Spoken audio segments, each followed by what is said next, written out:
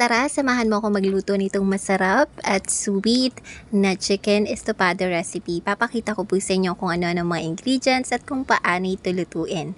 Umpisahan na po natin.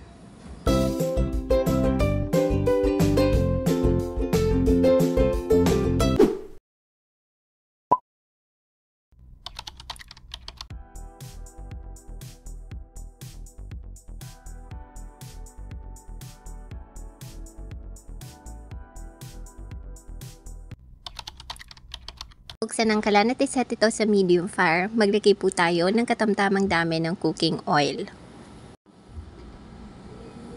Isa-isahin na nating i-fry ang ating hinog na saging na saba ng isa-isa dahil nga mainit na ang ating mantika. So pinagsabay-sabay na natin para mas mabilis maluto lahat. Dahil golden brown na ang kabilang side, syempre kailangan na natin itong i-flip isa-isa. Tapos kapag luto na both sides, then pwede na po natin itong hanguin at i-set aside. Gamit ang same na cooking oil, i-fry po natin ang ating chicken. I-flip po natin yung kabilang side to check kung golden brown na ba or luto na ba yung kabilang sides. For me, okay na to. Medyo golden brown na kasi siya. So, isi-set aside lang natin yung kaunting chicken kanina. Tapos, dito natin isasaute sa kabilang side ang ating bawang. The more na marami tayong bawang, the better. Next naman ay ang ating sibuyas. Tapos, tuloy-tuloy lang yung ating paghalo. At much better kung i-mix na natin ito sa mga chicken na minarinade or pinirito natin kanina. So, ilalagay lang natin yung the rest of the chicken na frinay natin ng very light kanina. Tapos, i-mekos-mekos lang natin yan. Next, maglagay po tayo ng soy sauce.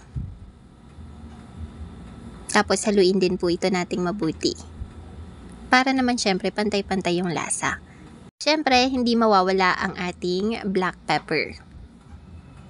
Pan po natin ito saglit para lumabas yung katas niya. So, since lumabas yung katas niya, maglagay na po tayo nitong pineapple juice para syempre ma-achieve natin yung sweetness nitong ating recipe. Tapos tatakpan ulit natin. Tapos yan, naglagay din tayo ng chicken broth cube.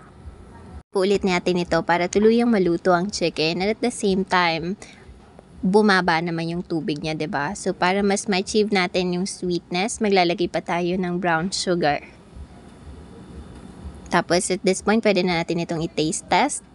So takpan lang ulit natin para palambutin yung chicken at para pababain na natin yung tubig. Para konti na lang yung sabaw na nandiyan dyan mamaya, para sabaw na lang at yung mantika niya. And syempre, para may extra kulay and extra spice, maglalagay tayo ng bell pepper na kulay red. As you can see, ang sarap niya na talaga tingnan. Haluin lang po natin itong mabuti or mekos-mekos lang ulit natin.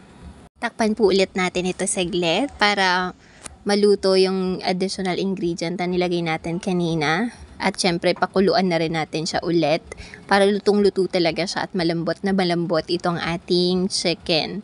Naglagay din pala tayo dyan ng chili paste dahil bilang isang Bicolano ay mahilig po tayo sa maanghang.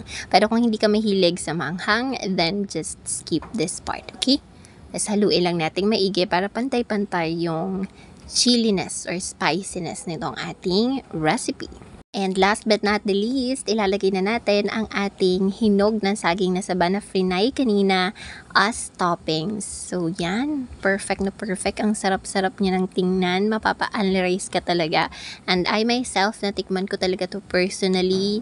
Ay nako, unli-rice talaga palala. Kaya subukan nyo rin tong recipe and let me know sa comment section kung na-achieve nyo yung ganitong lasa at ganitong sweetness and yumminess nitong ating chicken estofado recipe. Taran! Narito na po ang ating final recipe. Sana po nagustuhan ninyo. Happy eating and I'll see you next time. Bye!